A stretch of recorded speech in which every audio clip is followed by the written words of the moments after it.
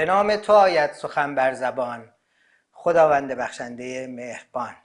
دوستان عزیز، در خدمت آقای دکتر شهباز مرادی هستیم. جلسه پیش در مورد انسان در سازمان صحبت کردیم.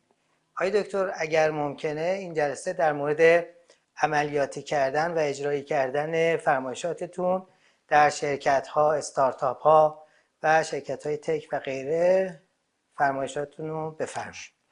با عرض سلام خدمت شما. امیدوارم که محتوای قبلی هم مورد استقبال مخاطبینمون باشه. خدمتشون عرض احترام و سلام دارم.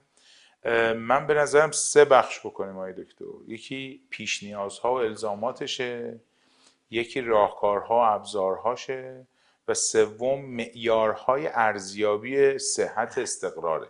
یعنی از کجا بفهمیم که این اتفاق به درستی افتاد که بتونیم یه تضمین کیفیت هم بکنیم. اگر موافق باشید با همین ضرب آهنگ بریم. بله بفرمایید. راجع به الزامات و پیش نیازها من مثل سری قبل اگه اجازه بدین یه روایتی رو بگم و از اون روایت بیایم مدخلی بحث رو باز بکنیم، وارد بشیم. قطعا اتفاقاتی که توی یک کشور، توی یک بنگاه صنعت میفته عوامل زیادی پیش آیندشن یا اصطلاحاً اونها رو پیش بینی میکنن. این عوامل رو اگه ما به منبع در حقیقت بگیم، منابعی که اجازه میده یک سری اتفاقا بیفته، منابع اطلاعاتی داره، منابع مالی دارن، منابع مثلا سرمایه‌ای از جنس مثلا تجهیزات و امکانات و پول و نفت و نمیدونم تمام زیرساخت و زمین و اینا اگر باشد، من این الزامات و پیش آینده رو میبرم از این روایت میگم که از تقریبا ساعت 4 صبح 5 خرداد 1287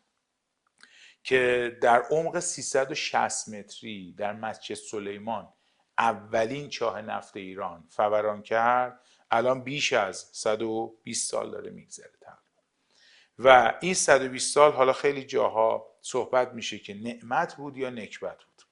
این منبعی که زیر پای ماست به عنوان نفت و گاز که طبق حالا محاسباتی که سایت ویژوال کپیتالیست، حالا بدم نیست دوستان یه تبرقی بکنن، ریچ ویژوال کانتنت داره برای کسانی که خودشون رو مدرن اینوستور میدونن، داده های غنی به صورت اینفوگراف.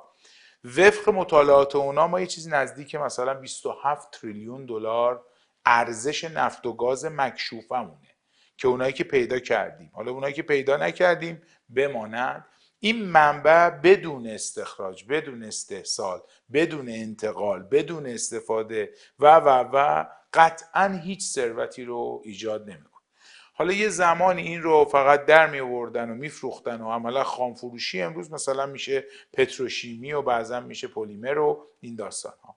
من میخوام این روایت رو که از این قصه شروع شد و از این کشف نفت اتفاق افتاد بیایم ببینیم چه کرد بر سر این کشور که حداقل ما یک توهم دارایی داریم که آقا ما نفت و گازی داریم و ثروتمندیم، ولی کشورهای توسعه یافته ایم مثلا مثل آلمان، مثل ژاپن و خاصن کشورهایی که به تازگی توسعه یافتگی رو حالا حداقل تو حوزه تخصصی شما حوزه آیتی میتونیم بگیم از آن خود کردن، هندوستان، وقتی تورق میکنیم وارد کتابهای درسیشون میشیم و میبینیم اونجا چه مغز افزار و اصطلاحاً یه جوری شاید بگیم برین وری رو دارن به بچه ها میخورونن. چون جناب عالی هم تو گفتگوی قبلی از بحث آموزش و اینها صحبت کردین و اینکه چه چیزی باید آموزش داده بشه، علوم انسانی چیه، فنی چیه، مهندسی چیه. اونجا خیلی زیاد اشاره میشه به فقر. یعنی اون کشورهای توسعه یافته و تازگی در حال شاید بگیم حالا به اوج رسیدنی مثل هندوستان، اینا میگن ما فقیریم. یعنی زیاد فکر نکنین که ما نفتی داریم، گازی، ولی ما معمولا در کتاب ها بعضا میبینیم رتبه دوم گاز دنیا، رتبه پنجم مثلا نفت دنیا. آیا این دارایی است یا توهم دارایی است؟ به ضرس قاطع توهم دارایی است، به خاطر اینکه عقل استفاده از اون بزرگترین پیشایندشه. سوالی که شما سری قبلا مطرح کردین که چرا این شرکت ها و اصطلاحاً سازمان های ما اوضاعشون اینه، که حالا ما یه مرور 4 بخشی داشتیم. مهمترین پیشایند استفاده از انسان در سازمان درایت، نگرش و منظره که من این منظر رو مخفف کردم نمک، نگرش، منش و کنش.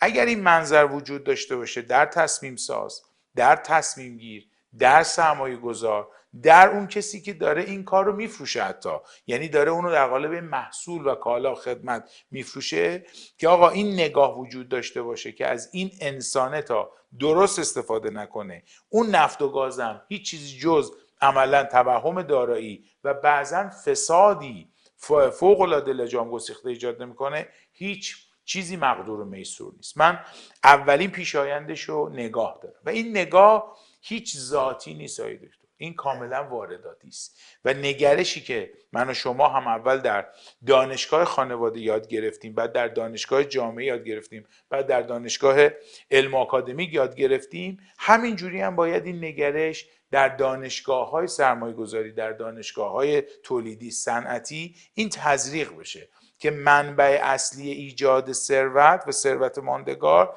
انسانی است که از بقیه منابع استفاده میکنه. و به همین دلیل سالیان سال، حداقل تو 20 سال گذشته، اصلا یه سرفصلی به اسم HR for non-HR رو ایجاد کردن. انسان یا منابع انسانی برای مدیران غیر منابع انسانی، که بداند اگه من مثلا حتی توی قسمت مثلا پروگرامینگ و اصطلاحاً کدینگ و برنامه نویسی نشستم، اون آدمی که داره این کار میکنه، چه برسه اونی که توی خط تولیده، چون اون ماشینالات پیشرفته‌ای که ما وارد میکنیم بدون این اراده انسان، بله ممکنه اتومات باشه ولی ایویابیشو کی انجام میده، طراحیشو کی انجام میده. این بزرگترینش که هرچه ما اینجا بباریم بر آسماره اصطلاحاً صنعت کشور و بر زمین شاید بگیم خشک و تشنه، شاید بگیم توسعه، باز کمه.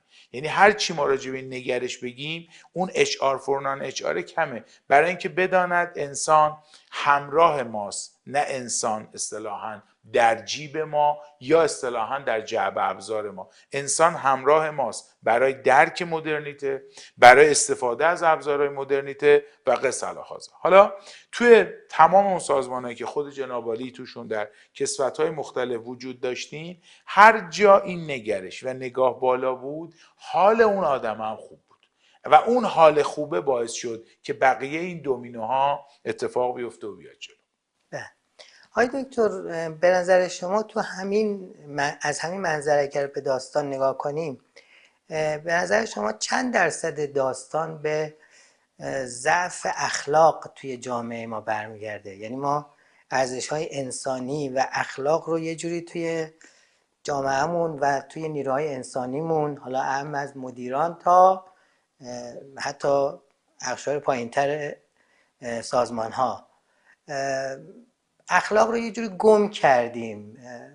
حالا من فکر میکنم که شاید 1% بالایی از علت عقب ماندگی ما همین گم شدن داستان اخلاق و ارزش‌های انسانی است. نظر شما چیه؟ من از این دریچه میخوام استفاده کنم، یه فیلم معرفی کنم به دوستان که اگه وقت داشتن ببینن، که شماره 1 و 2 هم ساخته شده، 2 هم ساخته شده. نمیدونم شما اهل دیدن فیلم ها تو این ژانر هستید یا نه. به اسم فیلم پرج، PURGE. پرج به معنی پاکسازی ترجمه شد. نمیدونم دیدید آید؟ ندیدم. نه. یک روز در یک کشوری، حالا ما اسم کشورش رو کاری نداریم، تصمیم میگیرن در سال هیچ قانونی اجرا نشه. یعنی یه سال قانون کلن حذف. من فکر میکنم شما تو همون نیم ساعت اول کلن وحشت سر و پاتون رو میگیره که فکر کنید اگر این تو کشور ما اتفاق بیفته چی. به عنوان مثال من میرم سراغ تمام کسایی که از بچگی عقده‌شون رو داشتم، آقا این به من دیکته داده هش، من میتونم بزنم بکشمش، هیچ کی هم نمیتونه یقه منو بگیره. که چه بسا در کشور همسایه ما شمال شرقی، چون حالا نمیخوایم شایبه ایجاد بشه، این کشور توش یه فوتبالیست معروفی به یه درجه ثروت میرسه که میره مدرسه‌ای که تو بچگی توش تحقیر کردن میخره و در حال تدریس بولدوزر میفرسته سر تمام اون معلم‌ها خراب کنن. یعنی انسان رسد به جایی که حالا ما داریم تو اشعار به جزش خدا نبیند، نه، من فکر میکنم یه جایی دیگه هم حزیزی داره میره اون تا. اخلاق و قانون وقتی حذف میشن ما چیزی جز هرج و مرج نداریم. به همین دلیل کاربست توسعه بدون قانون و قانون بروز شده یک اصطلاحاً لطیفه خنده داره. به عنوان مثال من حالا از بحث سازمان و کسب و کار میگم، من اینا رو سوالی مطرح میکنم، نه انتظار پاسخ از شما دارم نه انتظار همین الان پاسخ از بیننده ها، ولی من فکر میکنم میتونم برن سرچ کنم. قانون تجارت ما مال چه سالی؟ قانون بانکداری ما مال چه سالیه؟ قانون بیمه ما مال چه سالیه؟ حالا قانون جرائم اینترنتی های دکتر مال چه سالیه؟ مال مجلس ششمه. یعنی هنوز آپدیت نشده. و چرا این همه کلاهبرداری و شامورتی بازی است؟ قانونه که اخلاق رو ایجاد میکنه. اخلاق رعایت اصولی است به خاطر دیگران، که آقا اگه کسی دیگه ببینه منو مؤاخذه میکنه یا من شرمم میشه، و حالا اون اخلاق درونی شده میشه وجدان، یعنی رعایت اصولی به خاطر درستیش در قلبم. حالا اخلاق بدون قانون اصلا جاری سازی نمیشه و هر کشوری که توسعه یافته است و در عملا سعودای توسعه رو داره بدون قانون نرسیده و نخواهد رسید. اون پیشایندی که من توی منابع عرض کردم، پول، امکانات، مقررات، همین داستانه. به همین دلیل این قانون اجراییش و اصطلاحاً استفاده از مزه شیرینش به شرط اینکه اول کسی بهش فکر کرده باشه. و قانونی که درست نوشته میشه لا ریب فیه. قطعاً شنیدید وقتی آمریکای مدرن داشت شکل میگیره، بزرگانی سالها نشستن قانون اساسی درستی براش نوشتن که همین الان تو همین اوضاع به راحتی میتونه رئیس جمهورش رو بازخواست کنه، آزادی بیانی وجود داشته باشه، رو جلد اون مجله به راحتی میتونن بزرگمردان سیاسیشون رو عملا سوراخ کنن. حالا اگه ما بریم بورکینافاسو اینجوریه، بریم در یک کشور عقب مونده اینجوریه، دارم به زبان استعاره میگم. به همین دلیل اخلاق با اون قانون است و هر جای این قانون متولی منسجم و اصطلاحاً آگاه داشته باشه، اخلاق کاملا میبینیم درخششش در جامعه متجلی میشه. به عنوان مثال خدا رحمت کنه آیه دکتر کاتوزیانو، یکی از بزرگان حوزه حقوق دیگه، بعضا اگر اینها جا خالی بدن میبینی کلاهبردارای یا اصطلاحاً سارقهای مجرمای یقه سفید تولید میشن که ما میگیم چه انسانهای شایسته‌ای، چقدر اینا دارن کمک میکنن، ولی همون داره ضربه میزنه. و بعضا طرف خودش سرقت کرده از منابع کشور، بعد اون میاد مدعی میشه که من میخوام به این کشور کمک کنم، که چیزی شما نمیبینید تو اینترنت جز این حرفایی که عملا میبینیم پوشالی است. به همین دلیل اخلاق رو من از اونجا ریشه‌شو میگیرم. آقای دکتر، من از منظر حالا انسان شناسی اگر به این داستان نگاه کنیم، یه انقلتی توی صحبت شما بیارم برز پوزش خدمتتون عرض کنم. نگاه کنید، اگر ما فقط قانون یعنی زور پشت قضیه بذاریم، حالا یک جاهایی ممکنه مثلا حالا توی ژاپن چون در مردمش حالا قوانین نهادینه شده و همه چی درسته و حالا من فکر میکنم اخلاق گراتر از مردم ما هستن، خب همه چی هم طبق قانون هم طبق اصول اخلاقی داره پیش میره. حالا در اغلب مردم، در حالا اوورال جامعه عرض میکنم، حالا ممکنه اونجا هم بالاخره آدم‌های خلافکار وجود داشته باشن، ولی خب خیلی ابراز وجود نمیتونن بکنن چون جو غالب جامعه اخلاقمند. ولی واقعیتش اینه که الان ما خیلی از موارد غیر اخلاقی که تو جامعه خودمون میبینیم قانون براش هست، ولی موقعی که میریم که اون قانون رو اجرا کنیم میبینیم قاضی رعایت نمیکنه، ممکنه پلیس رعایت نمیکنه، نیروی انتظامی. حالا تک و توک من حالا کل قضیه رو نمیبرم زیر سوال، ولی وقتی که مکانیزم های وجود داره که میشه قانون رو دور زد، خب این باعث، یعنی عدم اخلاق منظورم، توی لایه‌های مختلف جامعه باعث میشه که اون قانونه هم خیلی، حالا هر چقدر شما سختگیرانه بگین آقا اگه فلان جرم رو مرتکب بشی شما مثلا 10 سالم مثلا زندان داره، ولی باز میبینین که طرف یه رشوه‌ای میگیره، یه خلاصه پارتی بازی میکنه، یه آشنا بازی در میاره، آقازاده بازی در میاره، یه کارایی میکنه و قانونه میره زیر سوال. من فکر میکنم که این شبیه حالا در مسائل ایدئولوژی هم همینطوریه. میگن که حضرت علی میگه که مردم چرا عبادت میکنن خدا رو؟ میگه اینا 3 دستن آدمایی که عبادت میکنن. حالا اونا که عبادت نمیکنن کار ندارن، اونا که عبادت میکنن 3 دست. یه عده از ترس جهنم این کارو میکنن، یه عده از طمع بهشت این کارو میکنن، یه عده نه، واقعا از سر اخلاص و از سر اعتقاد و علاقه و عشق این کارو میکنن. یعنی کمالگرا هستن و دوست دارن که به ارزش‌های انسانی دست پیدا کنن. منظور من از ارزش‌های انسانی اون دسته از ارزش‌های انسانی که پشتش زور نیست آقای دکتر. یعنی ترس، حالا هم عبادتیش نگاه کنین، ترس از جهنم و طمع بهشت نیست. در روال جامعه هم نگاه کنین، ترس از قانون و زندان و جرم و اینا نیست. اصلا جامعه ما یه باگ اخلاقی داره. ما 1000 تا هم بیایم قانونا رو سفت و سخت کنیم. اصلا یه سوالی از شما دارم، من مثلا اینو به شکل یک سوال مطرح میکنم. ما بیایم مثلا قانون کشور سوئیس رو عیناً کپی کنیم، بیایم بذاریم و مجلس همین امروز تصویب کنیم، بیا آقا تمام قوانین ما شبیه سوئیس، از نظر شکل قانون عرض میکنم. ولی آدم هایی که توی قوای مختلف، توی سطوح مختلف جامعه هستن، از قوه قضاییه و مجریه و مقننه و نیروی انتظامی و غیره و غیره، زندان ها و غیره، همه چیز همین آدم ها باشن که هستن.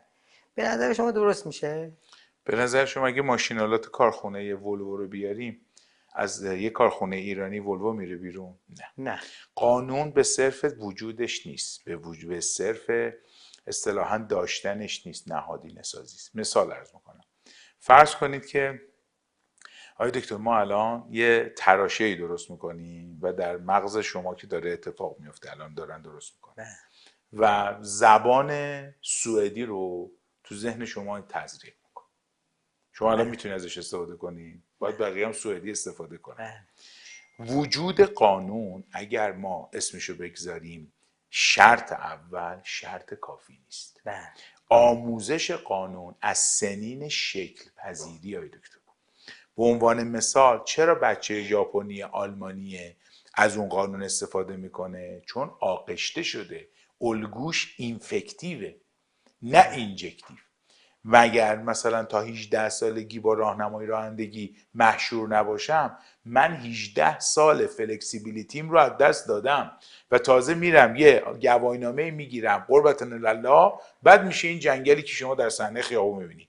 پس زمان تزریقش و بعد گستره تزریقش، اخلاق به شرط استفاده همگیشه. مثل داستان تلفن میمونه، تلفن 2 طرف داشته باشم میتونم ازش استفاده کنم، من تلفن داشته باشم شما نشوشی که نمیتونم. و قانونی که وجود داره همه میدانیم و باهاش آغشته شدیم. به همین دلیلی که نگاه میکنیم در سنین پایین اخلاق و مداری و قانون رو میان تزریق میکنن. به عنوان مثال من الان 3-4 تا قانون رو نام میبرم، شما و تمام مخاطبان تو ذهنشون، تو ذهن خودتون و ذهنشون پاسخ بدن. ما با قانون جرائم مثلا اینترنتی چه سنی بودیم آشنا شدیم؟ با اینکه حقی اصطلاح از من ضایع میشه، چگونه میتونم اونا برم جویا بشم یا برم دنبال ایفاش؟ کی آشنا شدیم؟ به عنوان مثال اگه الان حس بکنید چکی از شما داره دچار سوء استفاده میشه، شما چقدر با این قانون آشنایید؟ الان کارت بانکی شما گم میشه، جسارتا هر اتفاقی باش بیفته مگه شما مجرم نیستی؟ ولی اون زیر اون کاغذی که تون تو بانک امضا کردی از خود شما امضا گرفتن. پس دیر آموزش داده شده و بیات شده. به این دلیل و این بحث این است که میبرن این رو تو سطوح پایین، میبرن تو سطوح اجرا و بعد نگاه میکنی از مهد کودک طرف اینو یاد میگیره. قطعا کلیپایی رو شما دیدید که مثلا این که باید بلند شی، یه بزرگتر بشینه، از چه سنی به بچه یاد میدن. ولی ما اینو با زبان نصیحت اونور میریم. پس پیشایندش به وجود نیست، به زمان وجود و به زمان جاری سازی اتفاق میفته. و حالا اگر از این آشفته بازار ما بیایم بیرون و این زمانه رو درستش بکنیم، این است که مجری قانون با ناظر اون اجرای قانون باید 2 تا بادی مختلف باشن.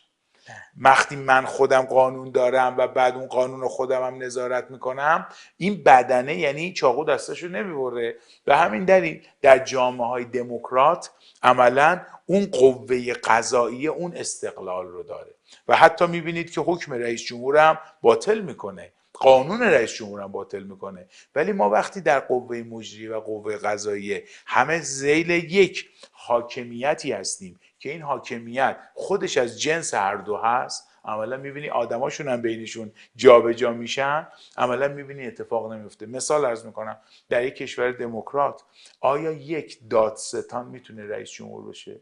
معمولا نمیشه. میگن از احزاب میای، از کنگره میای بالا. ولی آیا ما یه دولت مردی داشتیم که قبلا خودش تو قوه قضاییه بوده؟ و عملا میبینیم که این جاری سازی خلط کرده قضیه رو. به این دلیل عرض میکنم حالا این از که اسکیل کشور بیایم بیرون، بیایم تو اسکیل یک سازمان. اونجا هم همینه، هیئت مدیره قانونگذاره، اخلاق کسب و کاره، مجری قانون مدیر عامله. به همین دلیل رئیس هیئت مدیره نظرش صائب بر مدیر عامل و مدیر عامل کلا عامل اجرایی اونه. و اگر اونجا شما تو هیئت مدیره دقت بفرمایید، تو قانون تجارت بازرس هم داره، باید بازرسی کنه. حالا چقدر هیئت مدیره میشناسی که رئیس هیئت مدیره یه نفرن و مدیر عامل و هی اینا مثل چرخ و فلک جابجا میشن و بعد اون دیگه شرکت نیست، یک حجره حسین قلی خانیه که صورت شرکت گرفته، در صورتی که تمام اینها باید قواعدی برای عزل و نصبشون، وجودشون، انتخابشون و قصه الهاذا. پس من از فرمایشات شما اینطوری متوجه شدم که علاوه بر قانون، یعنی قانون شرط لازمه و نه کافی، علاوه بر قانون ما نیاز به آموزش در واقع انسان‌ها به موقع از کودکی و نهادینه کردن اون قانون‌ها در ذهن و در واقع ضمیر ناخودآگاه این انسان ها باید. همین واژه رای دکتر میونه کلامتون من وام بگیرم. نهادینه سازی یعنی چی؟ از واژه institutionalization یا institutionalize میاد. نهاد نیاز فطری بشر است که با تجمع انسان اتفاق میفته. در پاسخ به نهاد میریم مؤسسه و سازمان تأسیس میکنیم. نهاد اینستیتوشنه که در پاسخ به نیازش ما میریم اینستیتوت یا سازمان میزنیم. نهاد قانون اونور میشه سازمانی مثلا شاید بگیم قوه قضاییه. نهاد درمان سازمان بیمارستان، نهاد آموزش سازمان دانشگاه، نهاد اختصاص سازمان بانک. وقتی میگیم نهادینه سازی نیاز به بالفطره. به عنوان مثال بچه مگه زبان رو نیاز بالفطری نمیدونه؟ چون از سنین کم باهاش آغشته میشه. قانون کی باهاش آغشته میشه؟ مثل این که مشارکت رو انسان در چه سنی باهاش آشنا میشه، حق رأی رو تو چه سنی باهاش آشنا میشه. یه دوستی خیلی به ظرافت سر کلاسی به من میگفتش این کشورهای بزرگ وقتی میخوای بری ازشون ویزا بگیری، مثلا اون دوره‌ای که به شما میگن بیا افسر ویزا میخواد با شما صحبت بکنه، شما خانواده و بچه‌تو داره رصد میکنه، رفتار شما با بچه و همسرت و همجور با شوهرت رو رصد میکنه که اگه صندلی کمه تعداد زیاده شما تعارف میکنین، اگه بچت میاد تو قسمت ویزا سکشن و میخواد با ویزا آفیسر صحبت کنه، اگر سوالی ویزا آفیسر از اون بکنه پدر و مادر جواب بدن ریجکت میشه. چرا؟ چون میخوام به اون بچه اجازه حرف زدن و اینکه صدق کلامو ببینن. یه جامعه مدرن به اجازه اظهار نظر در حقیقت فکر میکنه و میگه حتی تا زمانی هم که دارید از در اون مثلا کنسولگری میرید بیرون بازم شما رو نگاه میکنه که دارید میرید در رو مثلا برای بچه میگیرید نگه میدارید، رفتارتون با آدمای ایرلوونتتون چطوره. اینا همش یعنی مدرنیته، اینا همش یعنی تمدن، یعنی گفتگو. و همین دلیل وقتی میگیم نهادینه سازی زمان کشتش خیلی مهمه. اصلا شما باهاش عادت میکنید. به عنوان مثال اصالتا آقای دکتر مال کدام خطه کشورید؟ من خراسان. این خراسان آیا با شیرازی فرق میکنه؟ خب طبیعتاً با خوزستانی فرق میکنه. شما یه سری چیزایی رو تو اون فرهنگ باش آشنا شدید و وقتی میری توی کانتکست دیگه احساس نامانوسی میکنی. ولی کسی که با شما رشد کرده عملا میبینید باهاش آشناست، چون از طفولیت با شما نهادینه شده. حتی مثلا ساختار توزیع قدرت در خانواده آذری با ساختار توزیع قدرت در یه خانواده اهل فارس متفاوت. و اینجاست که ما اونجا اسمشو میذاریم نهادینه سازی. آقای دکتر، ما بخش اول صحبتمون قرار بود راجع به الزامات و پیش نیازهای حالا اون مفاهیمی که شما فرمودین در مورد انسان در سازمان صحبت بکنیم. این بخش تموم شد یا؟ من به نظرم کفایت بحثش هست، حداقل در مورد پیش آیندها که چه منابعی، و بعد اومدیم بیشترش نگرشی گفتی. حالا اینکه این باید به چه تکنولوژی برسه اونم باز از جنس تشخیصه که ذهن است که اون تکنولوژی رو پیدا میکنه. به عنوان مثال در پاسخ به این نکته که وارد کردین، آی پروفسور حسابی، دست پرورده قجره، قجری که رفته دنیا رو اونور دیده و پاس گل قجر رو پهلوی تو مدرنیته میزنه تو دروازه.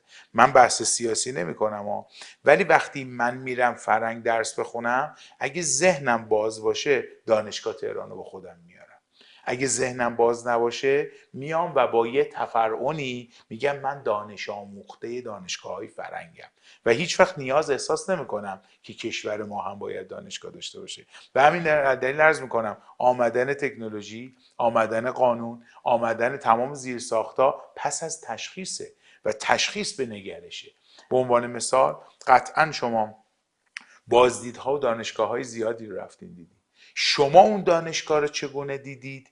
و یه آدمی که مثلا اگر بگیم از تحصیلات کمتره از اون جامعه چی میبینه؟ و به خاطر همین وقتی دید بازه میتونه بره چی بیاره؟ با خودش آورده ها و سوغاتی های دیگه. من مثال منفیشم بزنم، میگن اون دزدی که سارقی که اصطلاحاً با درایت میره گزیده برمیداره میاره. یعنی حتی سرقت علمی هم نیاز به شاید بگیم دید و نگاه داره و تمام اون پیش آینده داره. خب در ادامه فرمایشاتتون بریم سراغ فاز دوم، ابزارهای استقرار نگاه انسانی در سازمان ها. اگر یه فلشبک بزنیم به اون قسمت اول و وام بگیریم تو اون پیشایندها که عملا چه چیزی باعث میشه این استقرار ایجاد شه، قطعا اصالت انجام کار و عملیاتی کردنش از دانسته انجام دادن شروع میشه. درسته میگیم ز عمل کار برآید، ولی چه کاری رو؟ اگه اونجا ما میدانیم دنبال چی هستیم، این پیریزی استقرار 4 رکن داره. اگر دوباره من به دوستان ارجاع بدم گفتگوی قبلی که این رو در قالب نگاه انسان و فرهنگ گفتیم، پیپل اند کالچر، بر 4 محور یا 4 ستون این میتونه استوار باشه. ستون اولش تقسیم وظیفه و شاید شکل گردش کار بین من و یک نقش دیگه است. اگر ما جای بازیکنان رو قبل از شروع بازی تو زمین معلوم کردنش اسمشو بذاریم تقسیم وظیفه و ساختار، اول از اینجا شروع میشه.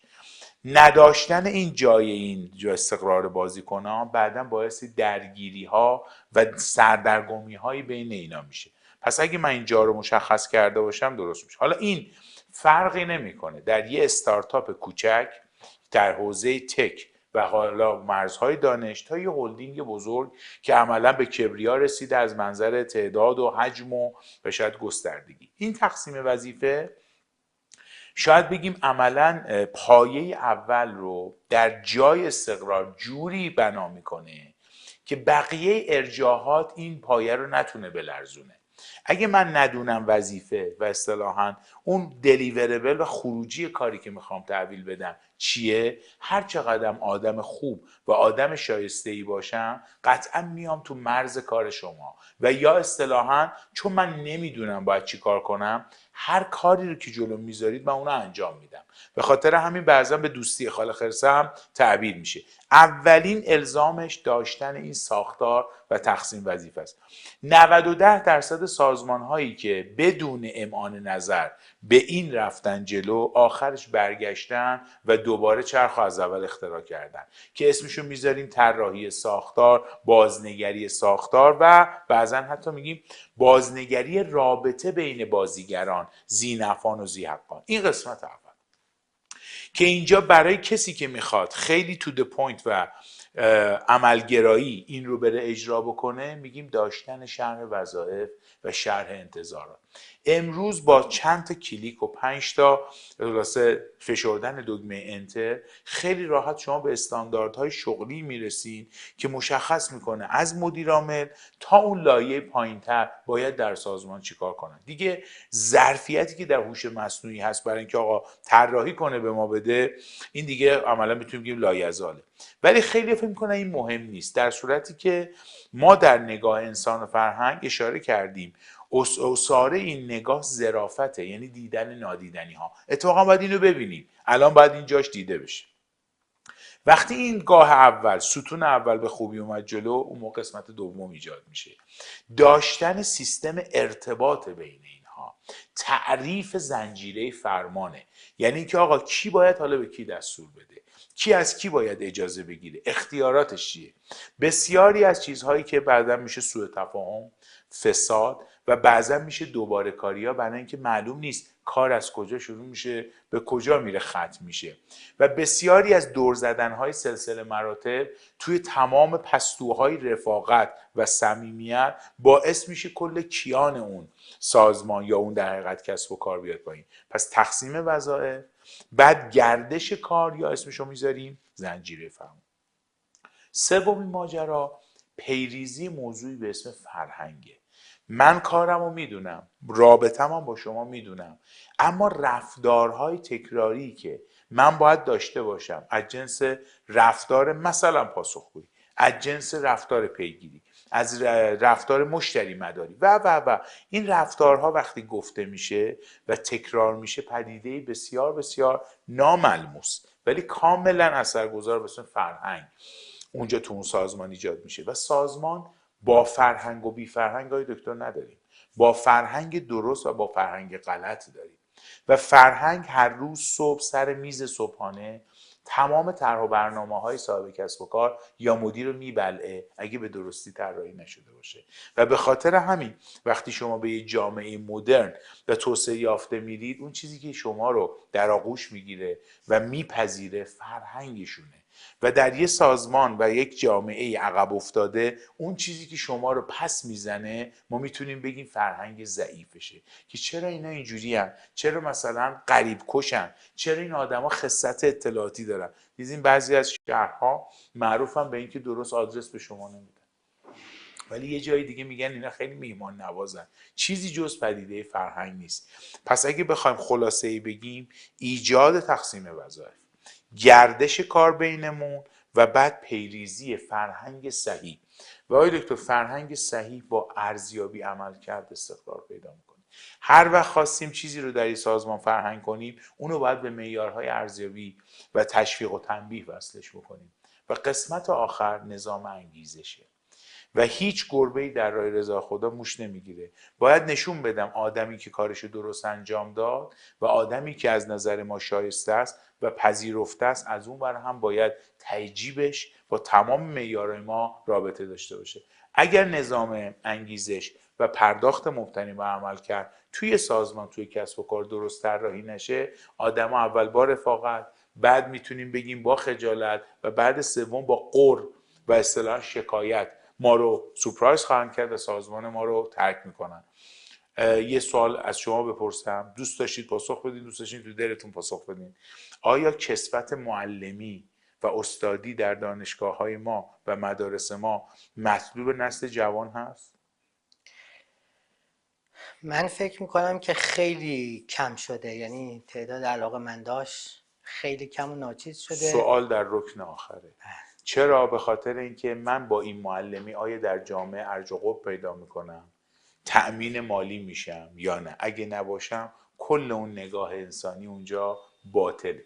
چه مشاغلی الان آدمو براش صف میکشن برای اینکه بتونه به آدم ثروت و توانایی بده و اونجا باید فاتحه اون فرهنگو خوند که مشاغل اثرگذار تو اون لیست نباشن، مشاغل معنادار نباشن، مشاغل اخلاقی توش نباشن. به همین دلیل این 4 تا ارکان اربعه استقرار نظام انسانی در سازمان.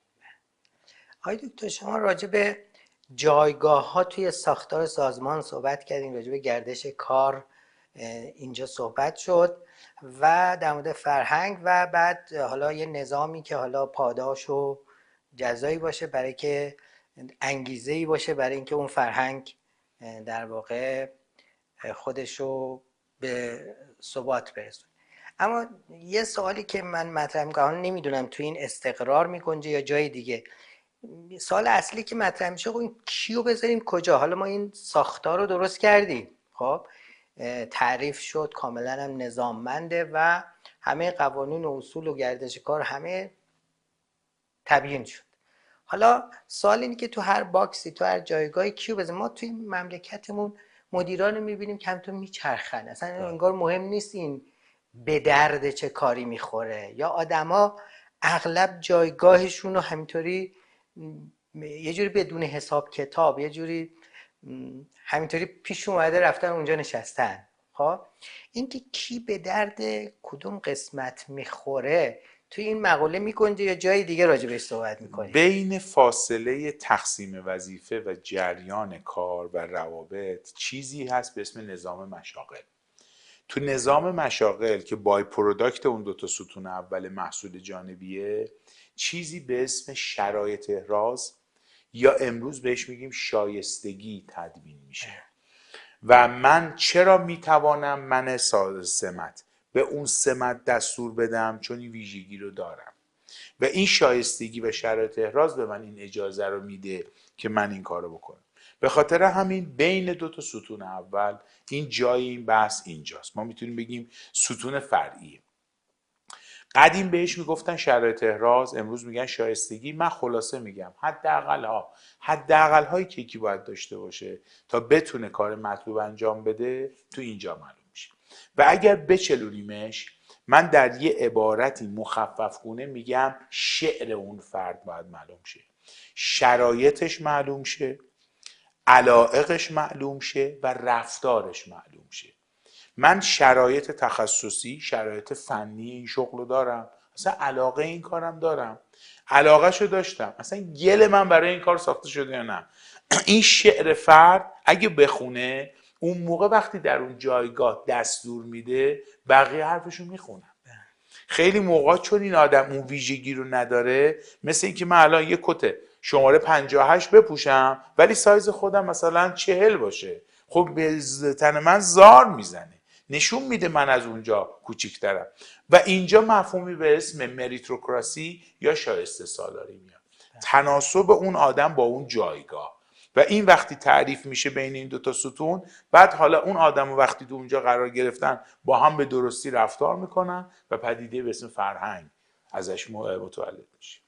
خب همین سوال اگه خاطرتون باشه در مورد اون قوانین که فرمودین بحث به اینجا کشید که این باید آموزش از کودکی درست داده بشه. در مورد این که کی به درد چه کاری میخوره و همین شایسته سالاری که فرمودین، به نظر شما نباید یک آموزشی از کودکی حالا یا نوجوانی داده بشه به آدم ها تا بتونن تشخیص بدن که به چی علاقه دارن، استعداد و به قول شما اون درون مایه‌شو برای چه کاری دارن، اصلا برای چه کاری خدا اینا رو ساخته و با چه حال میکنن اصطلاحاً و استعداد و علاقه و حالا تمام شرایط اولیه رو دارن و میتونن گام به گام برن تا به اون نقطه برسن. به نظر شما کجای سیستم ما اشکال داره و باید درست از کجای کار درست بشه تا آدما بعداً نهایتاً برن سر جای خودشون بشین؟ من یه گریزی میزنم به دوران دبستان شما دکتر. شما روزی که داشتین برای دبستان ثبت نام میکردی ازتون پرونده سلامت گرفتن؟ زمان ما نه. الان میگیرن؟ بله. چرا؟ قانون شده. وجود این قانون اگر باشد اون زمان که فرد داره ثبت نام میکنه، داره به لول‌های بالای تحصیلی میره، همونجور که بدون پرونده سلامت ثبت نام نمیکنن، بدون پرونده استعدادیابی هم ثبت نامش نمیکنن. و زمانی که قانون باشه بعد الزام میشه. به عنوان مثال، چرا الان یه خانواده بچه‌شو اصلا میبره مدرسه؟ تو خونه هوم اسکولینگ کنه، بیاد کنکور. در صورتی که کنکور میاد میگه که آقا بدون دیپلم نمیتونه. حالا اگر میخواهد رشته انتخاب کنه، بدون استعدادیابی نکنن این کار. دوره‌ای که من تحصیل میکردم، شاید شما باهاش بوده عجیم بوده باشید، اون دوره ما چیز داشتیم مثل مدرسه راهنمایی. مخفف و کاملش این بود، مدرسه راهنمایی تحصیلی، که الان شده متوسطه مقطع اول. چرا راهنمایی بود؟ که اینا رو ببرن سمت رشته‌های خودشون. و از روی معدل فکر کنم سال سوم به شما میگفتن ریاضی بخون، علوم انسانی بخون. غیر از درس‌های مدرسه چه تست دیگه‌ای گرفته بودن؟ هیچ. اگر اونجا تست های ما امروز اسمشو میذاریم رغبت سنج، که شاید برای مخاطبمون هم جالب باشه من بگم اسمشو، تستای مثل استرانگ، تست هالند، اینا خیلی راحت اگه این تستا رو بزن مشخص میشه این گلش برای چیه. یا تست MBTI نمیدونم شنیدین یا نه؟ بله، MBTI برای شخصیت، بله. که عملا یه اسکرین شات و اسنپ شات. ولی برای اینکه استریم این فرد رو، روندش رو ببینیم، تستای رغبت سنج میاد. من ممکنه در تمام جریان این کار یه گوشه یه تست اسکرین شاتی بدم MBTI. حالا من میخوام اینو اینگونه بگم، خدای نکرده اگه شما مشکل فشار خون و نوسان فشار خون داشته باشین، برای شما دستگاه هولتر تجویز میکنن، 24 ساعت شما رو نوسان یابی کنن. تست MBTI یعنی یه بار فشارشو بگیر، رغبت سنج ها یعنی 24 ساعت. و همین دلیل استریم خیلی دیر ما میتونیم بگیم تپش 10 میاد. یا این استریمر بعد چه مدت میگیرن؟ یعنی طول بازه زمانی یه بار تست میگیرن، ولی به جای اینکه به شما بگید چگونه هستید، میگه چه قابلیت های روحی دارید. و همین دلیل این که من با آکسانت و تاکید به مخاطب ها گفتم این تست ها رو برن سراغش، برای اینکه میگه که به نظر میرسه تو این مشاغل مناسب ترید. ولی در گزاره هایی که میگه شما مناسب هستید، قطعیته. تو رغبت ها میگه به نظر میرسه در آینده اینو دارید. و قطعا شما الان عاداتی دارید که 10 سال قبل نداشتید، عاداتی داشتید که حذف کردید. شخصیتی موجود پویاست، ولی اون رغبته میگه این توی مسیر این گونه میره. من برای اینکه تو ذهن شما و مخاطبا تصویر سازی بشه، ما رو فرض بکنیم وقتی به دنیا میایم تو جوب‌های مختلف میندازن. این که تا کجای جوب میرم عمرمه، و این که کجای این جوب گیر میکنم انتخابمه. ولی من میتونم نوسانی بکنم به عرض این جوب. اگه من عرض جوب خودم رو پیدا کرده باشم، رغبتامو پیدا کردم. میتونم هم زیگزاگ برم، همشو در بیابم، و بعد میتونم مستقیم برم. بعضیا یه گوشه تو زندگیشون گیر میکنن، همونجا میمونن. بعضیا اینقدر با سرعت میرن که اصلا نمیبینن کل مسیر چه بوده. تستای رغبت سنج به ما عرض و طول زندگی رو و بعد حجم زندگی رو برامون مقدور و میسور میکنه. آقای دکتر، سومین بخش از فرمایشات شما مربوط بود به نتایج و پیامدها. در این مورد نظراتتون بفرمایید. بذار شما عرض کنم اگه این سفر رو ما 3 ایستگاه ببینیم و 3 اصطلاح مقطع ببینیم، یه مبدئی داشتیم، بعد تو مسیر اومدیم استقرار، با پیشایندها مبدأمون بود، با مسیر اون در حقیقت ابزارهام. حالا میخوام به مقصد برسیم، و اگر این مقصد دلپذیر نباشه ما اینجا نمیمونیم، عوض میکنیم جا رو. مقصد و اصطلاحاً اون چشمانداز نگاه انسانی 3 حوزه است، و این 3 حوزه رو اگر تقدمش رو صاحبای کسب و کار، مدیران، مؤسسین، کارآفرینان، هر کسی که دنبال حتی استارتاپ، اگه با این 3 ترتیب امعان نظر بهش نداشته باشه، هر چه رشته پنبه میشه. اولین نتیجه استقرار نگاه انسانی حال خوب آدم هست. چرا اینو میگم؟ نمره قبولی اون نظام و مدیری که اون نظام رو در اون کسب و کار ایجاد کرده، جمعه بعد از ظهر ساعت 6 هفته بعد از ظهر صادر میشه. در این که این آدمه حالش خوبه فردا بره، یا میگه میخوایم بریم ریخت نحس اینا رو ببینیم. به همین دلیل این حال خوبه نشون میده ما گل زدیم. تو دوران تحصیل لزوما کسی که خیلی درسشو دوست داشتین آدم سهلگیری نبوده، خوش نمره‌ای نبوده، چه بسا که پوست ما رو کنده. ولی وقتی اومدیم از کلاسش بیرون حس کردیم یه چیزی یاد گرفتیم، یا بعضا با روش خوب اینو به ما گفته. به همین دلیل یک کاغذ تورنوسول معرفی میکنم به مخاطب ها به اسم ENPS Employee Net Promoter Score. بزنن دوستان تو اینترنت، شاخص حال خوب کارکنانه. بین 0 تا 10 نمره میدن. نمره زیر 7 آقای دکتر حال سازمان اورژانسیه. یعنی این آدما وقتی میان اینجا ممکنه بیان فقط جسمشون بیاد، جلسه قبل هم اشاره کردیم، و این زندانی است که بعضا منتظر زنگ اتمامن. مدارس قدیم یادتون میاد زنگ میخورد بچه‌ها مثل نوتون پروتون از هسته اتم دور میشدن، در صورتی که اگه این اونجا خوش بگذره که نمیره. چرا خونه دوستش یا شهر بازی باید مثل تی رو زمین بکشی بیاریش؟ چون حالش اونجا خوبه. و حال خوب رو مدیر مستقیم اول ایجاد میکنه، و اون کسی که متولی انسان و فرهنگ و نگاه انسانیه باید به اون مدیر مستقیم یاد بده. هیچ فردی سازمانش رو ترک نمیکنه، مدیرش رو ترک میکنه. هیچ بچه از درس متنفر نیست، اول از معلمش متنفره، یا حتی اون محیطی که داره در حقیقت به عنوان مدیر کسی داره اونجا ادارش میکنه. این حال خوب اگر وجود داشته باشه، من این حال خوب رو تبدیل میکنم به راه حل به اسم کالا و خدمت. و دومین معیار رسیدن به نتیجه این که خدمات و کالاهای ما راه حلی برای ذینفعان ما بودن، یعنی حال خوب مشتری. و حال خوب مشتری یعنی که ما توانستیم خوب بریم جلو، خوب تونستیم کارمون انجام بدیم. من این سوال این گونه میپرسم، اگر دور از جون مخاطبای ما کسیشون اگر بیمار باشه بیمارستان دولتی میبرنش؟ فکر میکنم نه.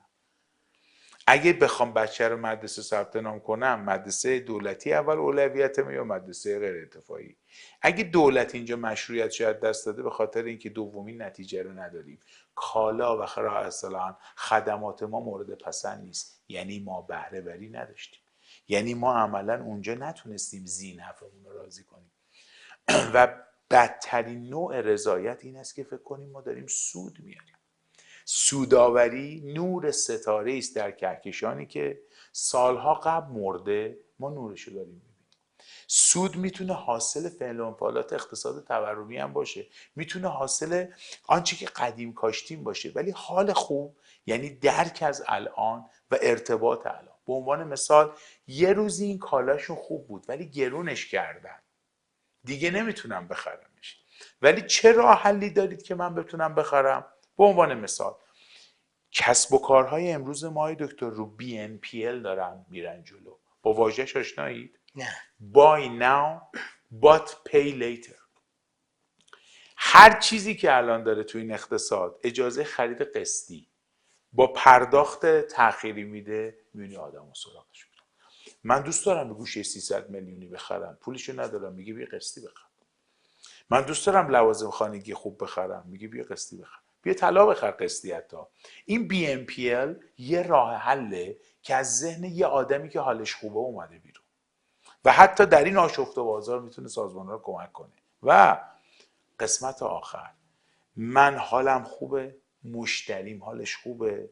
اینجا میرسیم موضوعی که برای شما هم خیلی مورد اهمیته. جامعه حالش از ما خوبه، جامعه این سازمان رو به مشروعیت میپذیره. من اسم خیلی سازمان ها، برند ها و دانشگاه رو ببرم، آیا جوامع به وجودشون افتخار میکنن یا فکر میکنن داره شیره جان اینا رو میمکه؟ به عنوان مثال از سایتی برای دوستان صحبت کردم، ویژوال کپیتالیست، یه آماری داره بیشترین تعداد میلیاردری که هر دانشگاه به دنیا داده.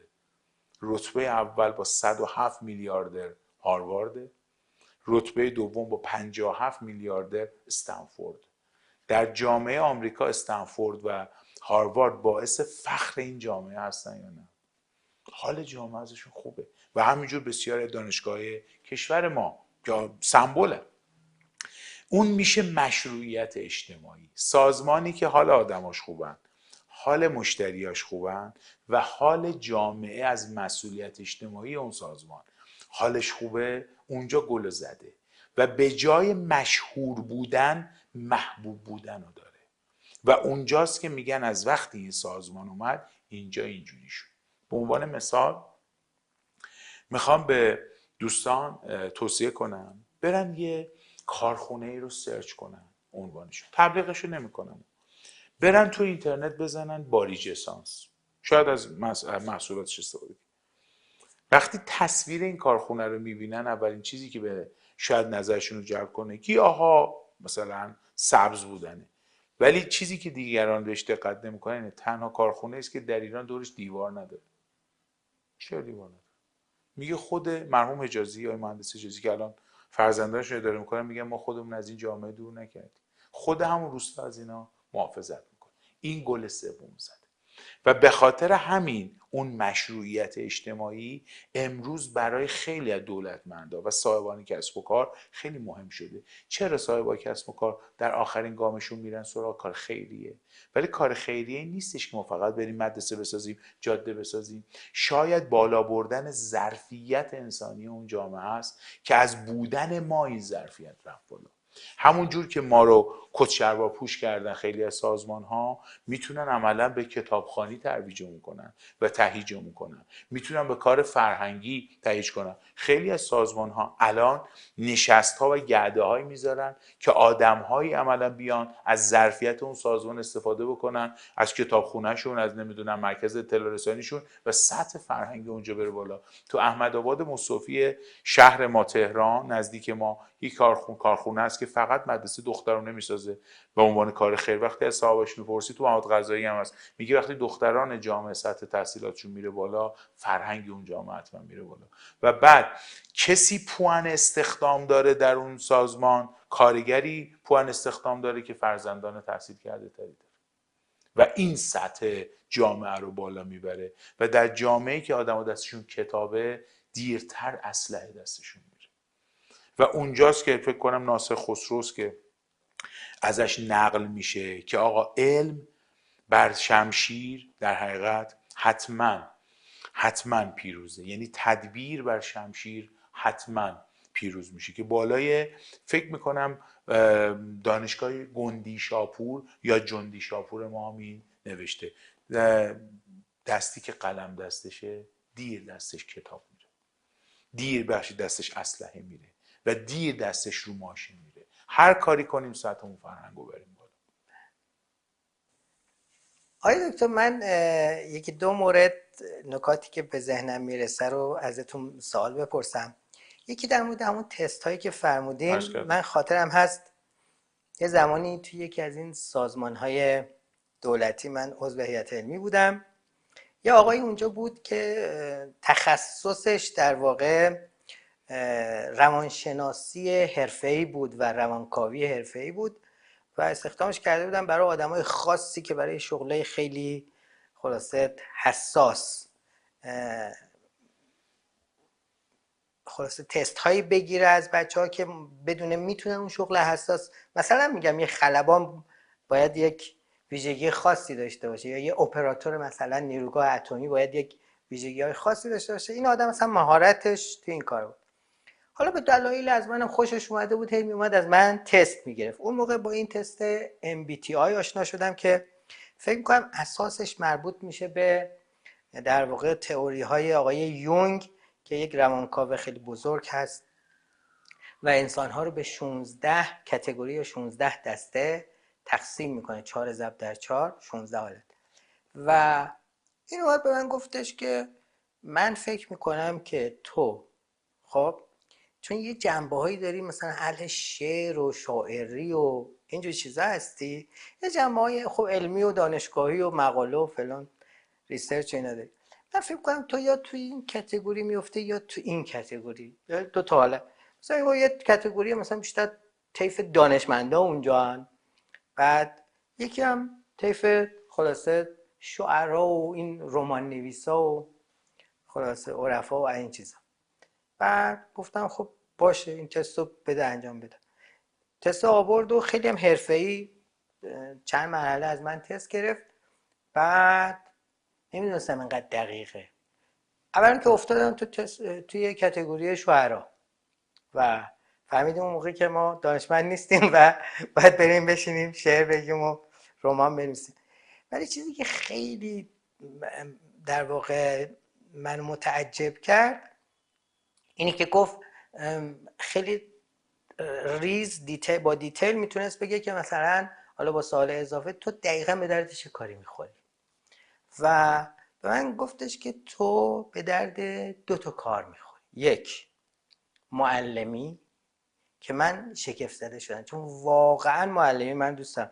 حالا شما فرمودین که الان بچه ها دوست دارن معلم بشن یا نه، گفتم الان خیلی کم متاسفانه، ولی من عاشق معلمیم. حالا صرف نظر از این که توش پول هست یا نه، البته خب شاید اگه جوان بودم و پول نداشتم شاید انتخاب نمی‌کردم در شرایط حاضر، چون بالاخره خرج زندگی هم یکی از فاکتورهای مهمه.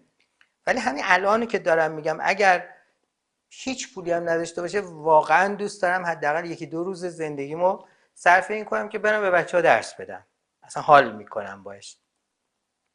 و این منو متعجب کرد که دقیقاً زد تو خال، گفت تو برای شغل معلمی ساخته شدی. دوم، رئیس بنیاد امور خیریه. گفت دومین شغلی که من به تو پیشنهاد میکنم اینه که من دومیش رو نفهمیدم. این موضوع مربوط میشه به سال 84، تقریبا 20 سال پیش، شاید هم 21-2 سال پیش. بعد دومیش من نفهمیدم تا اینکه تقریبا شاید 10 سال بعد یه انجمنی رو یکی از اساتید بزرگ دانشگاه شریف آقای دکتر بهادری نژاد و چند تا دیگه از چهره‌های ماندگار، آقای دکتر ظهور از شیراز و چند تا دیگه از بزرگان این مملکت اومدن یه انجمن یا حالا بنیادی رو درست کنن اسم بنیاد ارزش‌های انسانی، که حالا بنیاد خیریه‌ای بود که حالا نه جهت این که به مردم پول بده یا کمک مالی بکنه، جهت فرهنگسازی و همین اخلاق. مثلا آقای دکتر بهادری نژاد یه کتابی داشتن اسم اخلاق مهندسی و توی دانشگاه شریف معتقد بودن که حالا این سوالی هم که ازتون پرسیدم ریشش به همین داستان برمیگرده که مشکل اصلی جامعه ما منابع نیست. ما روی به قول شما نفت و گاز و 1000 تا معدن هستیم. مشکل هوش نیست. آیکیو مردم ما خوبه، متوسطش بد نیست. نشون دادم بچهای ما که رفتن اونور دنیا یا تو المپیاد ریاضی و غیره. پس مشکل کجاست؟ ایشون معتقدن که مشکل اخلاق، یعنی ما اخلاق مهندسای اخلاقمند نداریم، پزشکای اخلاقمند نداریم و مدیرای اخلاقمند نداریم و الی آخر. حالا به نوبه خودشون توی دانشگاه شریف کلاس اخلاق مهندسی میذاشتن. بعد ایشون منو انتخاب کردن به عنوان مدیر این حالا انجمن یا حالا بنیادی که میخواستن تأسیس کنن به عنوان ارزش‌های انسانی. من اون فهمیدم که نکنه من اون دومین شغلی که 10 سال پیش تست MBTI به من پیشنهاد کرد که تو به درد مثلا حالا یه بنیاد کارهای خیریه و حالا انسانی حالا هرچی فرهنگی میخوری. من احساسم اینه، حالا میگم من تجربه شما رو تست ها ندارم خب، ولی احساس من اینه که این تست خیلی قوی بود، یعنی قشنگ منو شناخت و حتی من اون موقعی که این تست رو گرفتم یه بیت شعر نگفته بودم آقای دکتر، ولی من 4 سال بعدش تقریبا 4-5 سال بعدش سال 88 اولین غزلم رو گفتم. یعنی اون موقعی که اون منو انداخت تو کاتگوری شعرا من حالا یه حسی دارم که به این چیزا علاقه دارم خب، ولی اینکه من شاعر یا رمان نویس یا مثلا یعنی تو این طیفا نیستم به نظر خودم. ولی 4-5 سال بعد یه دفعه انگار من تحولاتی تو من انگار یه جوری بگم این تست حالا تو شخص من اینجوری بود پیشگویی کرد و به همین دلیل به این تست MBTI یه اعتقاد خاصی پیدا کردم. این یه نکته های دکتر. که فکر میکنم چون این تست مبناش روانکاوی هست، انگار میره تو ضمیر ناخودآگاه شما، اون اعماق وجود میگه تو به درد این کار میخوری. حتی الانم این متجلی نشده، ولی یه روزی متجلی میشه. حالا 4 سال دیگه شعر میگی، 10 سال دیگه مثلا ممکنه بری به سمت کار خیر یا حالا هر چی. این یه نکته خواستم نظر شما رو راجع به این تست بپرسم با جزئیات بیشتر. دوم اینکه فرمودین حال خوب. خب اتفاقا همینجا هم من دنبال یه تست هستم. خب دور همین آقای دکتر بهادری نژاد یک کتابی دارن، کتاب شادی و زندگی، که توی این کتاب جداولی رو طراحی کردن که چجوری میشه بفهمیم حال یه آدم خوبه. یعنی خود آدم بیاد به خودش نمره بده، مثل خود ارزیابی، خب، و بفهمیم چقدر حالمون خوبه. به عبارت دیگه ایشون میگن که چقدر شادیم. خب میخواستم ببینم که چه تست هایی و چه روش های ارزیابی شما دارین. الان به شما میگن آقای دکتر بیاین تو سازمان ما یه تست بگیرین، میخوام ببینیم بچهای این سازمان چقدر حالشون خوبه. شما چه تستی رو پیشنهاد میکنین؟ چه جداولی، چه مراحلی رو پیشنهاد؟ از دومی به اولی هم برسم، چون از قسمت قبلم که راجع به حال خوب صحبت کردیم میشه اینو گرته برداری کرد.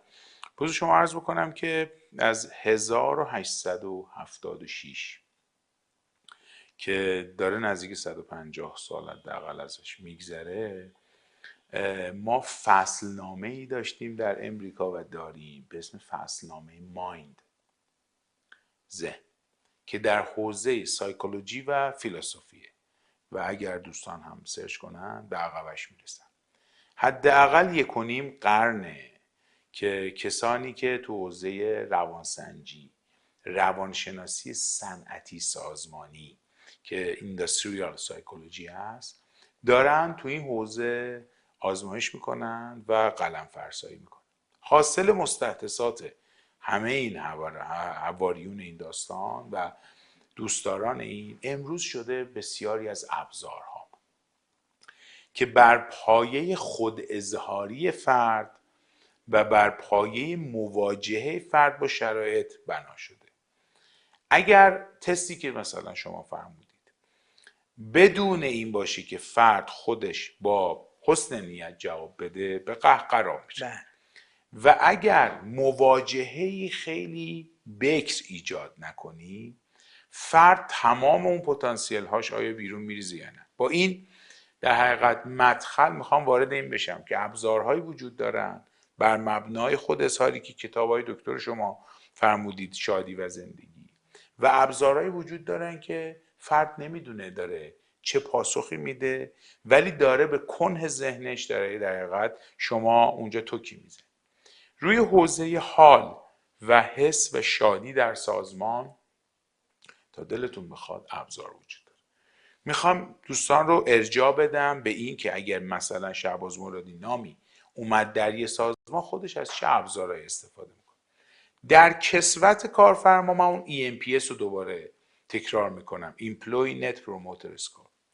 اما در کسوت یک کسی که میخواد یه دپارتمان رو بررسی بکنه، امروز ما ابزارهایی داریم به اسم JSI Job Satisfaction Index که میشه نشانگان یا شاخصهای رضایت شغلی، که علاوه بر این که میاد علائم بالینی مثل فرد چقدر برای کارش بیشتر از حدش زمان میذاره، زمان شروع پایان کار، چقدر به خود توسعه‌ای و توسعه فردیش میپردازه و چقدر راجع به محتوای کارش حرف میزنه، اینا علائم بالینی حال خوبه.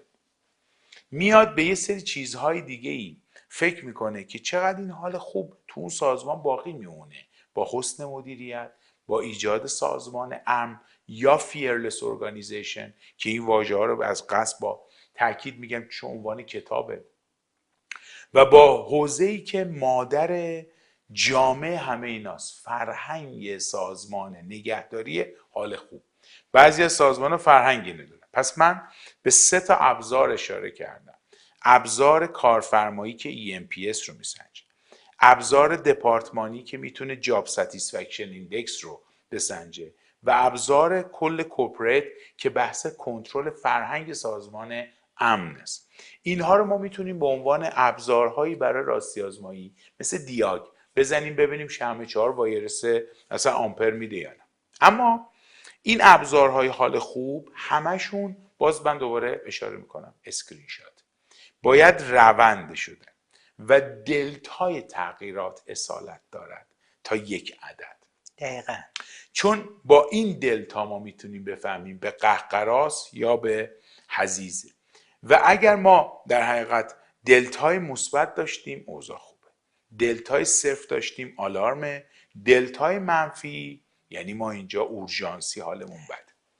حالا در کنار این حال خوب میام سراغ اون تستایی که فرمودید. ما اسمشون رو میذاریم تستای غربالی و تشخیصی.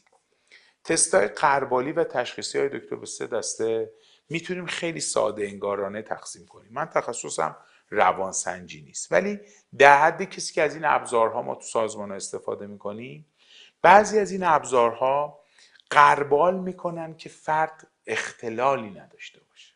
به عنوان مثال بعضی آدما میرن یه جا میبینن همه چی نامرتبه، اعصابشون خورد میشه. حتی مطب دکتر میرن تمام میبینی اون مجله ها رو مرتب میکنه. این از یه اختلالی رنج میبرن به اسم OCD، نظم وسواس کنه. و این برای بعضی از مشاغل عالیه، مثل ادیتور، مثل کنترل کیفیت، مثلا کسی که ویراستاری میکنه و مثل کسی که کار آرشیو میکنه. اما اگه یه معلم OCD داشته باشه، فاتحه تمام اون آدم خونده است. مثل کسی که رئیس مرکز تحقیقات OCD داشته باشه، کسی نمیذاره کسی کار کنه. به همین دلیل اون تستا رو میگیرن و اختلال ها رو پیدا میکنن. به عنوان مثال دوستان اگه علاقمند باشن، آزمون MMPI 2 مینوسوتا مالتیپل پرسونالیتی اینونتوری قسمت 2، اون میتونه این کارو بکنه که پیدا کنه این لبه های تیز این آدم چی. قسمت دوم غربال میکنیم ولی بر اساس استعداد، بر اساس رغبت. یعنی این اختلال نداره ولی گلش مال چی. این استعداد با روحیه و شخصیت فرق میکنه. استعدادها که واژه‌های مصطلح غلطی هن. مثلا ما استعداد موسیقی، استعداد هنر نداریم، چون استعداد از عدد میاد. ما استعداد محاسبات داریم، ولی میتونیم بگیم ظرفیت و هوش موسیقیایی، هوش ادبیاتی، هوش مثلا نقاشی. این آزمون ها میان اینا رو پیدا میکنن. در سنین بچگی و کودکی ما با آزمون هایی مثل وودکاک جانسون اینا رو پیدا میکنیم که آقا چه رشته‌ای بخونه. اما وقتی بزرگسال میشه هوش های چنگانه گاردنر، کلیفتون، اینا آزمون هایی است که میگه آقا این به درد چه جایی میخوره. و شاید اون فرد بزرگوار که از شما آزمون شخصیت گرفته، بر اساس بعضی از علائمتون به شما گفته برید سراغ شعر و شاعری، در صورتی که لزوما MBTI نمیتونه استعداد شما رو کشف کنه. اون توی یه حوزه دیگه است. باید فلزیاب خوبی باشه. و یکی از خوشوقتی های آدم ها اینه که تو لاینی قرار بگیرن که توش استعداد دارن، چون از اون کیف میکنن، کار با کیفیت انجام میدن. من از قصد با واژه خوشوقتی نام میبرم چون حاصل تدبیره، ولی خوشبختی حاصل تقدیره. من توی خانواده به دنیا میام، بعضش خوبه، اون تقدیر منه. ولی من توی خانواده به دنیا میام، بعضش خوب نیست، ولی با اراده خودم حماسه میآفرینم، اون خوشبختی منه، حاصل تدبیره. این آزمون هایی که استعدادا رو پیدا کردن، اختلالیاب ها، حالا میایم سر فرمایش شما. آزمون هایی هستن که روحیه، رفتار و شخصیت های کاری رو به همون یه بارقایی ازش میدن. با تمام احترام برای تمام کسانی که جزو حواریون این تستای شخصیت هن، اینها تستای نقطه‌ای هن. به MBTI Foundation شما رو ارجاع میدم. روزی که مادر و دختر در ارتش آمریکا 1940 این آزمونا رو رفتن سراغش، با چه جامعه ای روبرو بودن؟ الان چه جامعه ای؟ آدما پیشرفت کردن. اکثرا نتیجه اون تست ها رو ببینین خیلی با هوشمندی میبینیم انگار معماری و مهندسی شده است. دوما ابزارهای قوی تری آمدن. سوما این فقط کاربرد شخصیت شغلی داشته. شخصیت مثلا اجتماعی، دوستی، ابزارهای دیگه دارن. به خاطر همین ابزار مثل MBTI، دیسک، نئو، اینا همشون شاید بگیم یک شمع روشنن در یک اتاق تاریک. خیلی خوبه اونجا روشن میکنه، اما این فیل مولانا اینجا هست. ما دست میزنیم چیزهای دیگه هم از خرطوم و نمیدونم آج و اینا میبینیم. به همین دلیل ابزارهای رغبت سنج به کمک اینا اومدن، مثل استرانگ و هالند که وزارت کار آمریکا هم ازش استفاده میکنه و میفهمیم که آقا این آدم شعرش خلاصه کجاست، شرایطش چیه، علایقش چیه، رفتارش چیه. من این شعر رو با این مخفف جایگاه ابزارهایی که خواستم پاسختون رو بدم مثل دیسک، هالند برای روانشناسی صنعتی سازمانی، آقای دکتر فانه، یعنی بیشتر جنبه اصطلاحاً تفریح داره. ابزارهای رغبت سنج، استعدادیاب و غربالی اختلالیاب، اینا ابزارهای جدی هستن. باز من ارجاع میدم شما و تمام دوستان علاقمند رو به MBTI فاوندیشن. بنیاد MBTI تمام اینا رو میگه و امروز در جامعه توسعه یافته امریکا اگه به یه آدم شغل ندید به خاطر اینکه بگی توی این TJ یا توی ISFP هستی، میره سو میکنه، چون این تست دیسکریپتیوه، به هیچ وجه پرسکریپتیو نیست، نمیگه حتما برو سراغ این کار. و دوما این تست بر پایه اظهارات فعلی شماست و اگه اون اظهارات مخدوش باشه تا ثریا میره و این دیوار.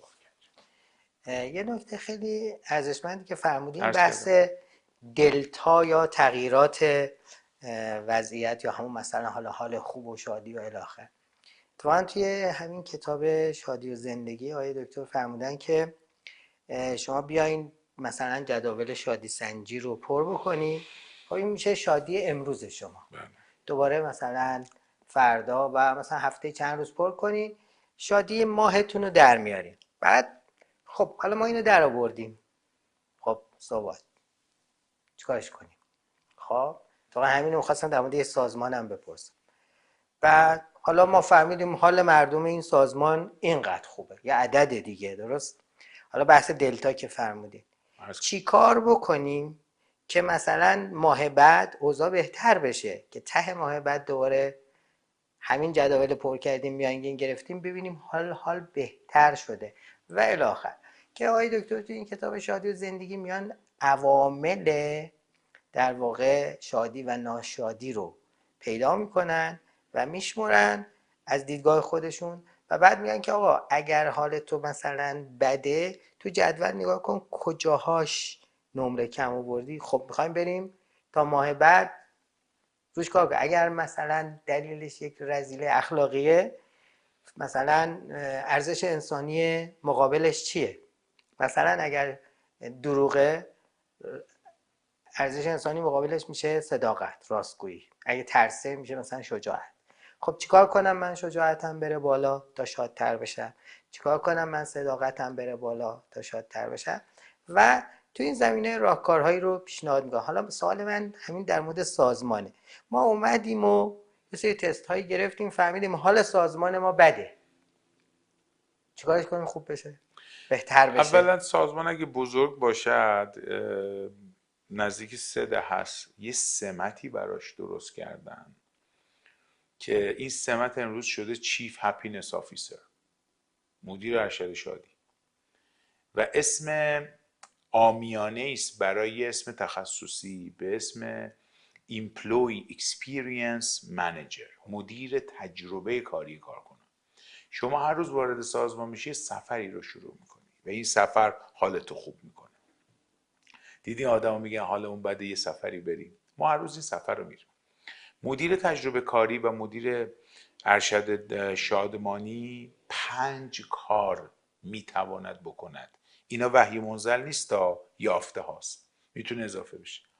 اولا به هویت حرفه‌ای اون آدم کمک میکنه، یعنی توسعه برند شخصی، مطالعه، مهارت. خدا اصلا منو برای چیش بوده، میاد اونجا در حقیقت بهش میپردازه. چقدر به اون فرد اطلاعات میدن آقا تو خودت کی هستی، ظرفیتت چیه. دوم، حتما به بهزیستی جسمی این آدم کمک میکنن. چرا امروز سازمان ها بعضن توشون جیم و باشگاه دارن؟ چون اون مدرنیته اینا رو داره لای چرخه های بسیار سخت روتین زندگی داره خورد میکنه و بعضا تو ساعت پرداخت شده حقوقی میگن برو اونجا ورزش کن، یعنی پولش هم انگار خودشون دادن و حتی به طرف اجازه ورزش میدن. سوم، حتما به بهزیستی روان این آدم کمک میکنن. امروز ما مرکز پدر داریم در سازمان، پیشگیری درمان رفاه، و یکی از این پیشگیری درمان رفاه منتالیسم. چقدر آدم موفق تنها میشناسید؟ چقدر آدم ثروتمند غمگین میشناسید؟ چون یه گوشش میلنگه. هویت حرفه‌ای، سلامت و بهزیستی جسمی، سلامت و بهزیستی روان و اصلا مهمتر بهزیستی مالی. به عنوان مثال آدما به پایان سالهای کاریشون که میرسن استرس میگیرن، درآمدم کم میشه. الان من دیگه اضافه کار ندارم، دیگه حق و تدریسام کم میشه، نه؟ یا مثلا من الان میرم کلی تازه زن و بچه و نوه و نمیدونم این داستان ها، من باید به اونم پول بدم و بعد مثلا هر کی میاد الان بازدید من عید، من باید بهش عیدی بدم، درآمدهای مستمرم کم میشه.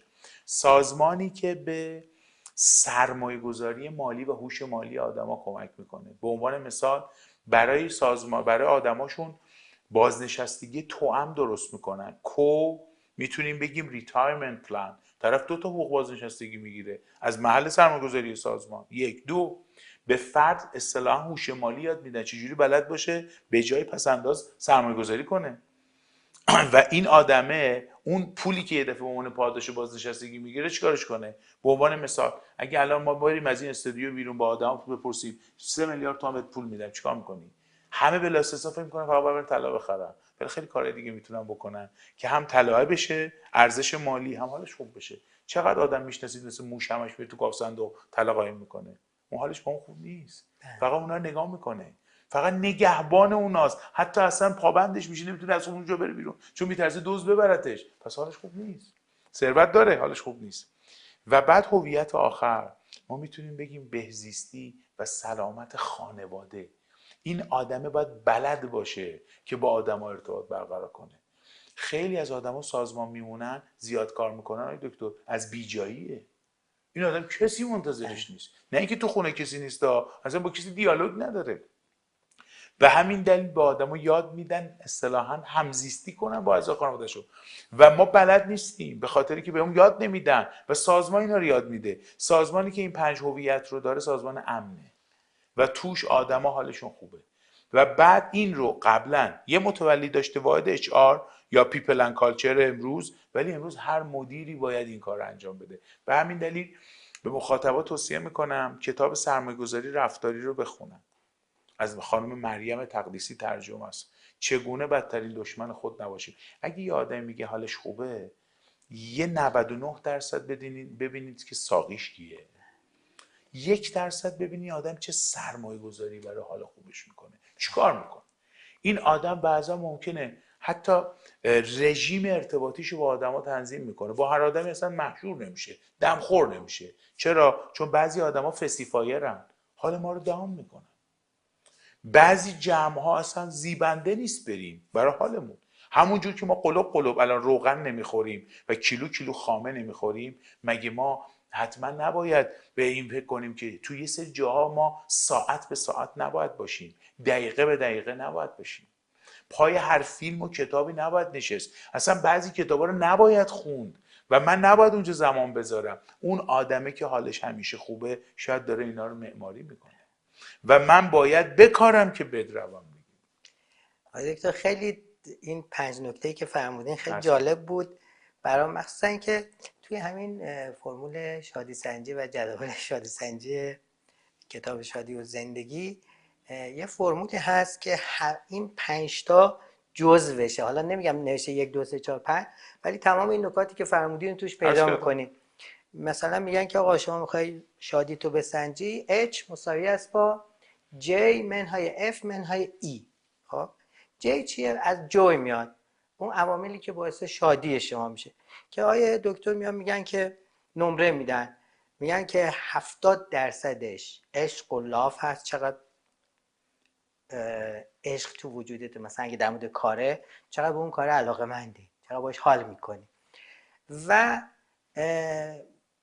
اون 25 تای دیگه شو اومدن مثلا گفتن 4 امتیاز به فلان چیز میدن، 4 امتیاز، 2 امتیاز فلان. میریم سراغ F و E. F بیشتر عواملیه مثل سلامت، یعنی چی باعث میشه ببین جی منهای F، یعنی F هر چی بیشتر بشه شما از هپینستون کم میشه. یکیش چی بود؟ بیماری ها، مشکلات جسمی که فرمودین با ورزش رو نمیدونم بدنسازی و فلان. یه بحث دیگه سوء تغذیه و ایناست که همون بحث مالی که فرمودین. یعنی اگر ما مشکل مالی داشته باشیم و نتونیم مثلا خورد خوراک خانوادهمون رو فراهم بکنیم، اون افمون کاهش پیدا میکنه. اگر بیماری داشته باشیم افمون کاهش پیدا. و اون نکاتی که در مورد بحث‌های عاطفی فرمودی اون میره تو ای که آقای دکتر اونجا یه چیزی حدود 50 عامل که مشکلات عاطفی ایجاد میکنه رو با جزئیات یکی یکی میگن و حالا توی یه سایتی هم هست به اسم سایت شادی کده، اینم معرفی میکنم به دوستان به این بهانه. اونجا همون تو فصل اولش بخش اول سایت این 50 تا حدود 50 تا که میگم، حالا ممکنه 47 تا باشه یا 51 دو تا دقیق یادم نیست، حدود 50 تا عامل که ما رو از نظر عاطفی میتونن اوضاعمون رو خراب کنن، ناشاد کنن، یا برعکس نقطه مقابلش اون 50 تاییه که میتونن ما رو شاد بکنن از نظر عاطفی. یا مثلا یه مورد که فرمودین آگاهی بود. آگاهی دقیقاً یکی از همون عوامل مثل عشق، عواملی که باعث افزایش جوی و افزایش لذت و شادی میشه. البته هپینس با جوی فرق میکنه، چون به همین میگه H مساوی با J منهای F منهای E، یعنی هپینس اون اوورال این داستان میتونی برآیندش. بله، برآیند همه ایناست. خواستم عرض کنم که تمام این نکاتی که شما فرمودین این 5 تا توی من حالا ابعاد مختلف این فرمول شادی سنجی دیده بودم که حالا به دوستانم پیشنهاد میکنم که این کتاب رو حتما، هم کتاب اخلاق مهندسی آقای دکتر، هم کتاب دانشگاه زندگیشون و هم کتاب شادی و زندگیشون به من خیلی درس داده که تو زندگیم آرومتر باشم، آگاهتر باشم و از مسیر لذت ببریم و از مسیر لذت ببریم. رسیدن به یک موضوع با داشتن هوش استفاده از اون دوتا مقوله مختلفه. من میتونم بهترین خودرو رو بخرم ولی اصلا میلم نباشه که اونو سوارشم و کسی ازش لذت ببره. اگه دنیا تک نفره باشه انسان از هیچ چیزیش لذت نمیبره. شما آرایش میکنی برای اینکه دیده بشی، عطر میزنی که برای اینکه بو بشه. شما وقتی یه عمارتی میسازی هیچکی نبینه اون عمارت مال توئه که فایده نداره که. و بیا نشون بدم میگه اینجا خونه فلانیه، یا این ماشین رو من میپوشم سوار میشم که مردم کلهشون مثل پنکه باش بچرخه. اگه مثلا منو اگر تو علم نستاین، اون علم تا یه حدی به من مزه میده. و مهم اینه که این مقاله من چقدر سایتیشن ایندکس بالایی داره. مگه اینا امروز این واژه ها و این ایندکس ها مگه این گونه نیست؟ به همین دلیل اصلا شادی پدیده زیستی جمعی است. اصلا شادی پدیده فردی نیست. انسانی که در درون خودش شاده روانش شاده. میتونیم بگیم آقا مثلا عروسیه، ولی عروسیه میگن خوشه چی زده، ولی انسان با بقیه شاد میشه، با دیدن بقیه و دیدن این که این بقیه هم ببینن این شاده. به خاطر همین من وام بگیرم از حوزه اقتصاد، خلق اطلاعات میتونه فردی باشه، استفاده از اطلاعات میتونه فردی و جمعی باشه. قطعا خلق ثروت از استفاده جمعی اطلاعات. شادی هم میتونه فردی تولید شه ولی استفادهش میتونه فردی و جمعی باشه، ولی ماندگاری شادی حتما جمعیه، حتما جمعیه. یعنی من وقتی یه موسیقی درست میکنم، آدمی چند قرن بعد اونو گوش میکنه کلش تکون میخوره و آدم ها تکون میدن کلشون، اون شادیه است. حتی بدنش هم ممکنه بره تکون بده باش برقصه، ولی اون خلق شده و امروز این تکثیر میشه و آواها، نماها، المانها میتونن برای آدمها سکرآور باشن، تخدیری باشن. و این اون چیزیست که ما میتونیم بگیم وقتی همه گیر میشه ادامه پیدا میکنه. آدما باید سینه به سینه به هم نقل کنن، وگرنه اون داستان و اون نقل زنده نمیمونه. آقای دکتر خیلی خیلی استفاده سلامت کردیم از باشین. فرمایشاتتون بزرگوار. و ازتون تشکر زیره میکنیم به که کرمان بود. وقت ارزشمندتون رو در بزرگواریم. اختیار باعث ما و افتخاره. دوستان عزیزی که خیلی خوشحالم از این برنامه فرصتی که به من دادید و امیدوارم بضاعت اینو داشته باشیم. بازم در خدمت شما. بزرگوارین. خیلی خوشحال ساعتون میشیم. کم نشه. قربون شما. مرحمتتون زیاد. خدا نگهدار. خدا نگهدار.